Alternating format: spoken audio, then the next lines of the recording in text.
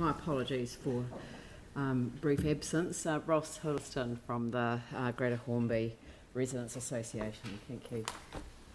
So I'm not avoiding you lot tonight, so I think I got accused of missing the submission and then missing your Residents Association meeting because I wasn't well.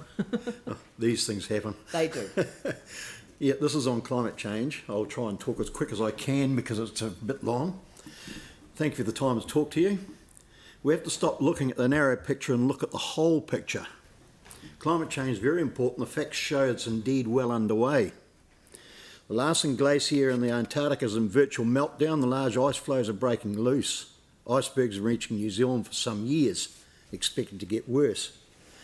2-degree temperature increase could see sea level rise up to Martians Road and major flooding to many highways, including that to Akaroa. Weather changes will happen with increased stormy conditions, including possible hurricanes and or cyclones, and increasingly severe storms. This will bring increased levels of aggregate down our rivers. Stop banks only work to a height of 17 metres. After that, they fail. Rising sea levels and severe storms, tsunamis, may exceed this height, and plans must be implemented to negate this, the sooner the better. I've been through 2 floods. Both occasions the water appeared first from underground, later through breaches. In Tuatapi, the 84 flood first came up through the drains as the gates on the drains became blocked. Then as a wave approximately 200 millimetres high through the bush from behind my house. The Clutha flood in 57, however, was much worse, and that large holes burst up from underground at the showgrounds. This was past the stop banks, like boiling porridge, and then proceeded to flood the area. If anyone stepped on one of these, it could have been fatal. The new Brighton, Martians, Brooklands area should be treated carefully as this area becomes affected, as the ground structure is not too different. This city has a history of building on marshy type ground, maybe because it's easier, but this will not help as sea level rise happens and groundwater rise accordingly. We even have a company talking of building housing in a gravel pit when they've finished extracting gravel from it. This may help in nor'westerlies, but who's going to supply the gondolas as the water inevitably rises? The airport at Terrace should not go ahead. It's on record that excess of 200,000 tonnes of carbon are released into the atmosphere on a yearly basis by the aviation industry, and it would be economically irresponsible to divert tourists away from Christchurch businesses to a different destination. The Alpine Fault will also have a huge impact when it lets go on our city's climate. Up to and possibly over 4-minute shake is expected, which will more than likely see significant liquefaction on land built on.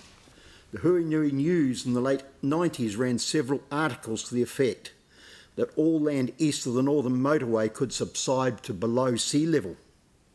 This reason alone, building on low-lying or swampy land should not be occurring, especially in light of the evidence regarding sea level rise, and available solid ground immediately to the west of the city should be reserved for building housing on. Realises little council can do about this apart from rezoning. In some ways, as developers, should they not get the land parcel they want, are not afraid to take councils to court, often at the council and ratepayers' expense. However, they will be nowhere to be found when the land subsides, and will be left to the government and the ratepayers to pick up the pieces. Further concern is the fact that significant destruction will happen in the hills, and that aggregate has to go somewhere. In our case, it would be straight down the Waimak to the city. Behind or with the aggregate will become the floods. Professor James Brassington of the University of Canterbury recently confirmed the Dart and Rees rivers are rising rapidly.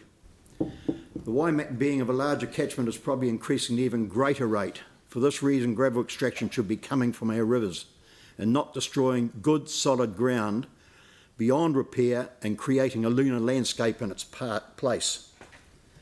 Since the earthquakes, we've seen a large increase in the deliberate destruction of valuable land for a once-in-a-lifetime use by quarry operators, when the aggregates should be coming from renewable sources, namely the riverbeds, or alongside, to establish a flood channel, instead of increasing stop banks which only restrict flooding and not ground penetration.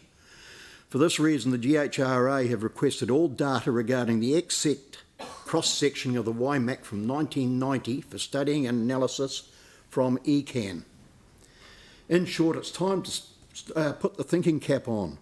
Stop destroying good, valuable ground, move quarrying to where it will do the most good for the city, help save it from flooding by the good practice of creating flood channels, and looking seriously at how to address the issue of sea level rise in the east. One of the big concerns I have, that's my speech, but one of the big concerns I have is the sewage ponds. The sooner they are shifted or looked at being shifted, the better.